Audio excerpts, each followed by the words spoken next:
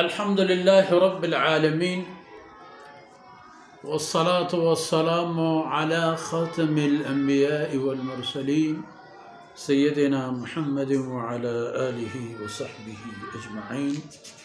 أعوذ بالله من الشيطان الرجيم.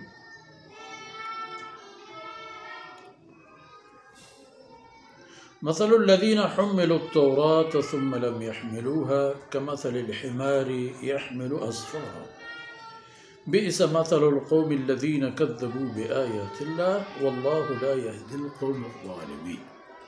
سبحانك لا علم لنا إلا ما علمتنا إنك أنت العليم الحكيم. رب اشرح لي صدري ويسر لي أمري واحلل عقدة من لساني يفقه قولي واجعل لي وزيرا من أهلي رب زدني علما وارزقني فهما ثم أما بعد.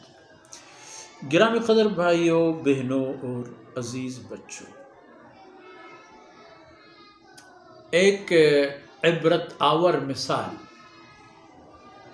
ان لوگوں کے لیے، ان قوموں کے لیے جن کو اللہ رب العزت نے نعمت عظمیٰ تو عطا فرما دی ہے مگر وہ اس کے قدردان نہیں ہیں،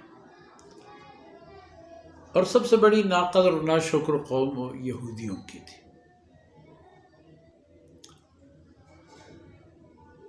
اللہ رب العزت نے کیا کیا نعمتیں کی اور انہوں نے کیا کیا ناقدری و نافرمانی کی. اب فرمایا ان لوگوں کی مثال جنہیں کتاب ملی، حمل التوراۃ، ان کو تورات عطا کیا گیا.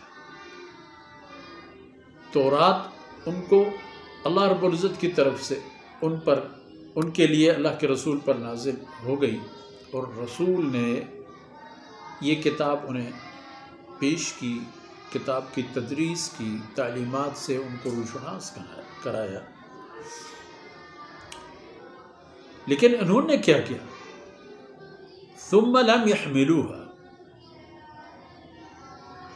انہوں نے تورات کو من وعن اپنی زندگی میں نافذ نہیں کیا، اپنے آپ کو کتاب کی تحویل میں نہیں دی.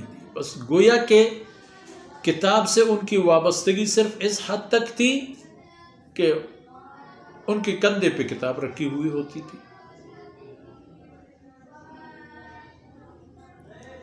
ثم لم يحملوها، ادائے واجبات اور فرائض کی بات ہوتی تو انہوں نے کتاب قبول نہیں کی، کتاب کی احکامات قبول نہیں کی، سجا کے رکھ دی. ان کی مثال حیوان کی طرح ہے، اور حیوانات میں گدھے کی مثال کمثل الحمار یحمل اسفارا، ان کا مثال اس گدھے کی طرح ہے کہ جس پر بڑی بڑی شاندار کتابیں رکھی ہوئی ہوں.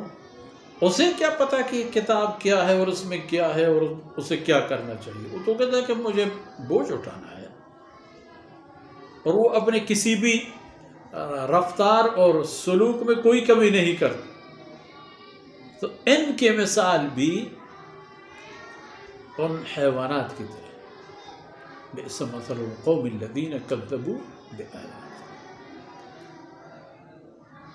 یہ بہت گندا مثال ہے، بہت بری نسبت ہے ان لوگوں کی جنہوں نے اللہ کی آیتوں کو جھٹلا دی، اور جو شاندار کتاب انہیں ملی تھی زندگی سنوارنے کے لیے، اس کے مطابق انہوں نے اپنے آپ کو نہیں ڈال دی اور اس کے خلاف چلنے لگے، تو وہ بھی حیوان کی طرح ہو گئے. گویا کہ جس طرح گدھے کو بہت سارے قرآن کریم کے نسخے اور کتابیں اور تورات اور انجیل لاد کے کہیں لے جاؤ، تو جس طرح اس کو ہدایت نہیں ملتی، اس کو فائدہ نہیں ملتا، یہی حالت ان لوگوں کی ہے جنہیں تورات مل گئی اور انہوں نے اس کا یہ حشر کیا.